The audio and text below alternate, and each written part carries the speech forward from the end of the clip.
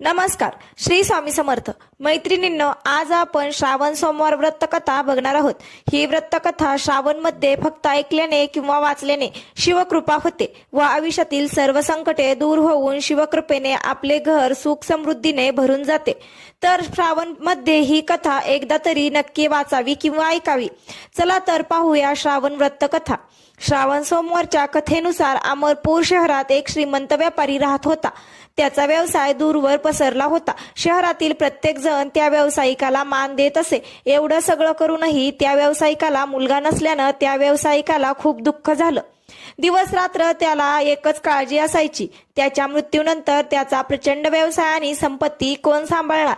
पुत्रप्राप्तीच्या इच्छेने तो व्यापारी दर सोमवारी भगवान शंकराची उपासना करत असे. संध्याकाळी व्यापारी शिवमंदिरात जाऊन शंकरासमोर तुपाचा दिवा लावत असे. असे असूनही भगवान शंकराने त्या व्यावसायिकाची भक्ती मान्य केली नाही. पण पार्वती माता शिवशंकराला आग्रह करून म्हणाल्या, नाही प्राणनाथ, तुम्हाला ही व्यापाऱ्याची महत्वाकांक्षा पूर्ण करावी लागेल. तो तुमचा अनन्य भक्त आहे. तो दर सोमवारी तुमचा उपवास ठेवतो आणि तुमची पूजा केल्यानंतर तुम्हाला अन्नदान करतो आणि एक वेळ जेवण घेतो. तुम्हाला त्याला मुलगा होण्याचे वरदान द्यावे लागेल. पार्वतीची एवढी विनंती पाहून भगवान शिव म्हणाले, तुझ्या विनंतीवरून मी या व्यापाऱ्याला पुत्रप्राप्तीचे वरदान देतो, पण त्याचा मुलगा 16 वर्षापेक्षा जास्त जगणार नाही. त्या रात्री भगवान शंकराने व्यापाऱ्याला स्वप्नात दर्शन दिले आणि त्याला पुत्रप्राप्तीचा आशीर्वाद दिला आणि सांगितले की आपला मुलगा 16 वर्षे जगेल. देवाच्या वरदानाने व्यापारी सुखी झाला, पण मुलाच्या अल्पायुष्याच्या चिंतेने तो आनंद नष्ट झाला.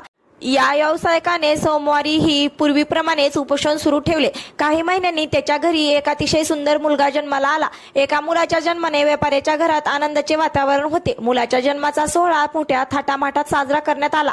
पुत्राच्या जन्माबद्दल व्यापारी फारसा आनंदी नव्हता, कारण त्याला पुत्राच्या अल्पायुष्याचे रहस्य माहीत होते. हे रहस्य घरात कोणालाच माहीत नव्हते. विद्वान ब्राह्मणांनी त्या मुलाचे नाव अमर ठेवले. अमर 12 वर्षाचा झाल्यावर त्याला शिक्षणासाठी वाराणसीला पाठवण्याचा निर्णय घेण्यात आला. व्यापाऱ्याने अमरचे मामा दीपचंद यांना बोलावून अमरच्या शिक्षणासाठी वाराणसी सोडण्यास सांगितले. अमर आपल्या मामाकडे शिक्षण घेण्यासाठी गेला होता. अमर आणि दीपचंद वाटेत जिथे जिथे रात्रीच्या विश्रांतीसाठी मुक्काम करायचे तिथे ते यज्ञ करायचे आणि ब्राह्मणांना भोजन करायचे. बराच प्रवास करून अमर आणि दीपचंद एका गावात पोहोचले. त्या नगराच्या राजाच्या मुलीच्या लग्नाचा आनंद साजरा करण्यासाठी संपूर्ण शहर सजले होते. मिरवणूक ठरलेल्या वेळी आली, पण मुलगा एका डोळ्याने अंध असल्यामुळे वराचे वडील खूप काळजीत होते. राजाला ही गोष्ट कळली तर कदाचित तो लग्नाला नकार देईल अशी भीती त्याला वाटत होती. यामुळे त्याची बदनामी होईल. वराच्या वडिलांनी अमरला पाहिल्यावर त्याच्या मनात एक विचार आला. त्याने विचार केला की या मुलाला वऱ्हाडी बनवून राजकन्येशी लग्न का करू नये. लग्नानंतर मी त्याला पैसे देऊन निरोप देईल आणि राजकन्येला माझ्या शहरात घेऊन जाईल. या संदर्भात वराच्या वडिलांनी अमर आणि दीपचंद यांच्याशी बोलले. पैसे मिळवण्याच्या लोभापायी दीपचंदने वराच्या वडिलांचे म्हणणे मान्य केले. अमरचा विवाह वराच्या वेशात राजकुमारी चंद्रिकाशी झाला होता. राजाने भरपूर पैसे देऊन राजकन्येला निरोप दिला. अमर परत येत असताना तो सत्य लपवू शकला नाही आणि त्याने राजकुमारीच्या मुखपृष्ठावर लिहिले, राजकुमारी चंद्रिका, तू माझ्याशी लग्न केले आहेस. मी वाराणसीमध्ये शिक्षण घेणार आहे. आता तुला ज्या तरुणाची बायको व्हावी लागेल तो काना आहे. जेव्हा राजकुमारीने तिच्या बुरख्यावर काय लिहिले होते ते वाचले तेव्हा तिने आंधळ्या मुलासोबत जाण्यास नकार दिला. सर्व काही जाणून राजाने राजकन्येला राजवाड्यातच ठेवले. दुसरीकडे अमर त्याचे मामा दीपचंद यांच्यासोबत वाराणसीला पोहोचले. अमर गुरुकुलमध्ये शिकू लागला. अमरने वयाची 16 वर्ष पूर्ण केल्यावर त्यांनी यज्ञ केला. यज्ञाच्या शेवटी ब्राह्मणांना भोजन आणि भरपूर अन्न आणि वस्त्रदान करण्यात आले. अमर रात्री त्याच्या बेडरूम मध्ये झोपला. शिवाच्या वरदानानुसार अमरचा जीव आणि पंख झोपेतच उडून गेले. सूर्योदयाच्या वेळी मामा अमरला मृत पाहून तो रडू लागला आणि मारहाण करू लागला. आजूबाजूचे लोकही जमा झाले आणि दुःख व्यक्त करू लागले. भगवान शिव आणि माता पार्वतीलाही मामाच्या रडण्याचा आणि विलापाचा आवाज ऐकू आला. पार्वतीजी देवाला म्हणाल्या, प्राणनाथ, त्याचा रडण्याचा आवाज मला सहन होत नाही. आपण या व्यक्तीचे दुःख दूर केले पाहिजे. जेव्हा भगवान शिव अदृश्य रूपात पार्वतीच्या जवळ गेले आणि अमरला पाहिले तेव्हा ते पार्वतीला म्हणाले, पार्वती, तो त्याच व्यावसायिकाचा मुलगा आहे. मी वयाच्या 16व्या वर्षी त्याला वरदान दिले होते. त्याचे आयुष्य संपुष्टात आले आहे. पार्वतीने पुन्हा भगवान शंकरांना विनंती केली आणि म्हणाली, हे प्राणनाथ, तुम्ही मुलाला जिवंत करा, अन्यथा मुलाच्या मृत्यूमुळे त्याचे आई वडील रडत रडत आपला जीव देतील. या मुलाचे वडील तुमचे परम भक्त आहेत. वर्षानुवर्षे सोमवारी उपवास करताना तो तुम्हाला अनंत देत आहे. पार्वतीच्या विनंतीवरून भगवान शिवानी मुलाला जिवंत होण्याचे वरदान दिले आणि काही क्षणातच तो जिवंत झाला. शिक्षण पूर्ण करून तो आपल्या वडिलांच्या शहराकडे निघाला. दोघेही चालायला लागले आणि अमरचे जिथे लग्न झाले होते त्याच शहरात पोहोचले. त्या शहरात अमरने यज्ञही आयोजित केला होता. जवळून जाताना नगरच्या राजाने यज्ञाचे आयोजन केलेले दिसले. राजाने अमरला लगेच ओळखले. यज्ञ संपल्यानंतर राजाने अमर आणि मामा यांना राजवाड्यात नेले आणि काही दिवस राजवाड्यात ठेवल्यानंतर त्यांना भरपूर पैसे आणि वस्त्रे देऊन राजकन्येसह निरोप दिला.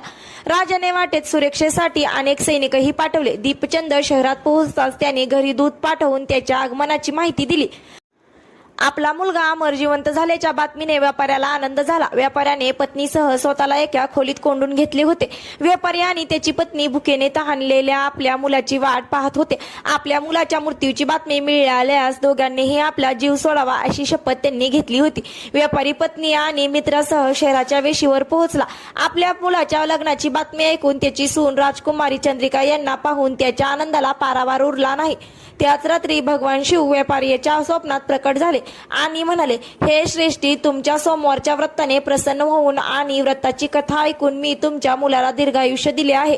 व्यापारी खूप आनंदित झाला. सोमवारी उपवास केल्याने व्यापाऱ्याच्या घरी आनंद परतला. शास्त्रात असे लिहिले आहे की जे स्त्री पुरुष सोमवारी उपवास करतात आणि व्रताची कथा ऐकतात त्यांच्या सर्व मनोकामना पूर्ण होतात. हे पाहून एके दिवशी पार्वती भगवान शंकरांना म्हणाल्या, हे प्राणनाथ, हा व्यापारी तुमचा खरा भक्त आहे. किती दिवस ते सोमवारचे व्रत आणि पूजा नियमित करीत आहेत. देवा, तू या व्यावसायिकाची इच्छा पूर्ण कर. भगवान शिव हसत म्हणाले, हे पार्वती, या जगात प्रत्येकाला त्याच्या कर्माचे फळ मिळते.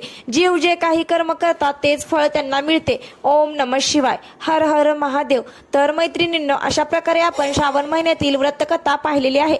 ही तुम्ही संपूर्ण ऐकली असेल तर नक्कीच तुमच्या आयुष्यातील दुःख दारिद्र्य दूर होऊन तुमच्यावर शिवकृपा हो, ही भोलेनाथ चरणी प्रार्थना. व्हिडिओ आवडल्यास व्हिडिओला लाईक करा व अशाच भक्तिपूर्ण व्हिडिओसाठी आपल्या चॅनलला सबस्क्राईब करायला विसरू नका.